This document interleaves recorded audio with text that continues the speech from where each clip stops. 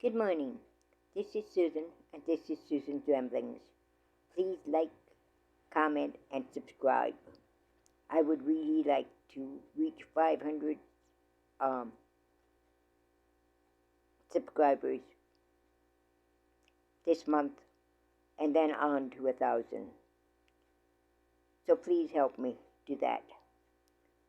All right, I'm going to continue on stockpiles. I have my stockpiles divided into units, and the one I'm going to talk about today are my baking ingredients. First of all, when I have stockpiled for several years, and I started with one thing or two things, and I have gradually built it up so I don't have to buy except when they're on sales. And another thing I do is I use cash only, not a check, not a credit card, not even a debit card. It's cash only. And when I run out of cash, that's it. I stop buying. Simple as that. Okay, for my baking ingredients, there are several things to consider here, and I will go over them, and I'll be looking at my notes while I'm doing it, okay? So the first one is flour. I will be going into more of that tomorrow on this same topic. But flour, they're telling us there's going to be a shortage of flour. And in the United States alone, the winter wheat crops were wiped out last year. So there was a shortage of winter wheat. And the winter wheat is basically what gives us our flour. Also, we have wars going on in several parts of the world, which is cutting down on the production of the wheat. And there again, that takes care of our flour. I don't know if we're actually going to run out of flour, but the prices are going to be sky high. All right, the only kind of flour I buy is all-purpose flour. I will buy it on sale too. And there again, only if I have cash. If I want self-rising flour, I can make it myself by adding baking powder, 1.5 teaspoons of baking powder, and a 1/4 teaspoon of salt to each cup of flour. Very simple recipe, very easy to do. Also, I don't use bread flour, but I've started making my bread. And I don't know if the bread flour will make better bread or not. But maybe you have some advice on that. Okay, should I use bread flour for my flour? Another thing, you can make your own oats flour. You can make your own rice flour. Or get your own wheat berries and grind it yourself. But I will be going into more of that tomorrow, and also the substitutions for flour tomorrow. All right, another thing is sugar. Sugar will last forever as long as you store it properly. And that means in a cool, dark place with no moisture. And I just use cane sugar, or white sugar. If I want brown sugar, I make it myself. For light brown sugar, I use 1 cup of sugar plus 1 tablespoon of molasses. And molasses is something you should be keeping in your food stock as it is, because it's a sweetener.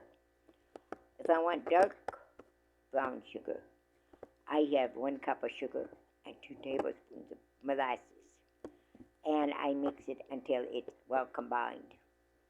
Okay, for powdered sugar, I take 1 cup at a time, and I put it in my blender, and I make it until it's powdered.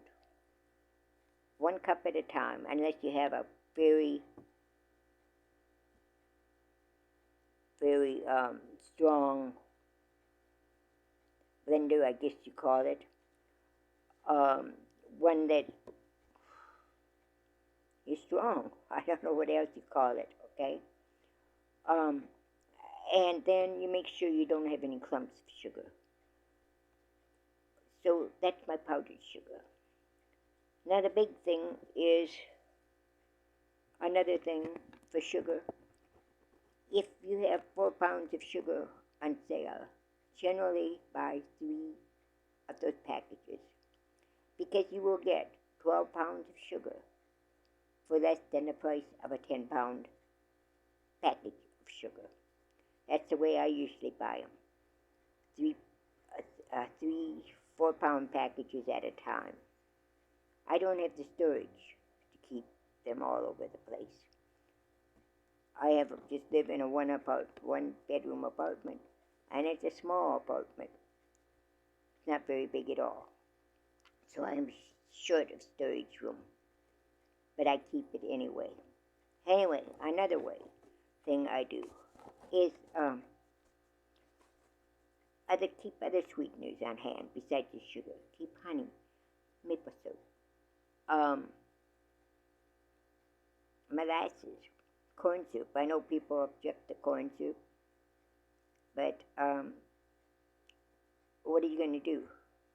Are you going to survive, or are you going to starve to death just because you don't want corn soup? That's a simple question. All right, generally, the ratio, I'm going to concentrate on eggs and sugar for most of this time. All right, sugar. Honey, the ratio of honey is sweeter than sugar. And so you use 2/3 to 3/4 of a cup of honey for each cup of sugar. Yes, that's what you use. Honey can be used for any recipe that calls for sugar. In fact, keep notes on this, people. Write it down, because I'm not going to repeat it over and over again for you. And I'm not going to write it down. I find that if I write things down and I put it on paper, they don't show up as fast, and they pay attention to them as fast. So I am just telling you. So you're going to have to take your own notes on this. Okay? Sugar. 1 tablespoon of sugar, and you use 1 1/2 to 2 teaspoons of honey. For 2 tablespoons of sugar, use 3 to 4 teaspoons of honey. For 1/4 cup of sugar, 2 to 3 tablespoons of honey. 1/3 cup of sugar, 3 to 4 tablespoons of honey. 1/2 cup of sugar, 4 to 6 tablespoons. 1 cup of sugar, 1 1/2 to 2/3 cup of honey. And for 2 cups of sugar, 1 to 1 1/2 cups of honey. When using honey to bake with, add 1/4 teaspoon of baking soda to each cup of honey.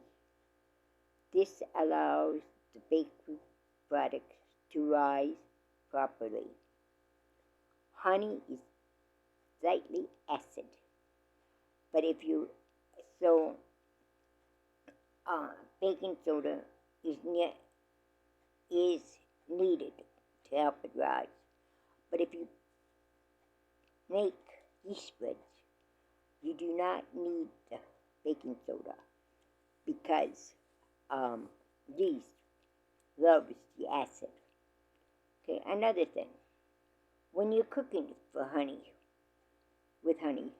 if you're on the stove, turn down your temperature and stir very frequently, because honey will burn faster than sugar. And also, when baking with baking with honey, turn your temperatures 25 degrees down 25 degrees Fahrenheit. So if your recipe calls for 350 degrees, lower it to 325 degrees. Okay?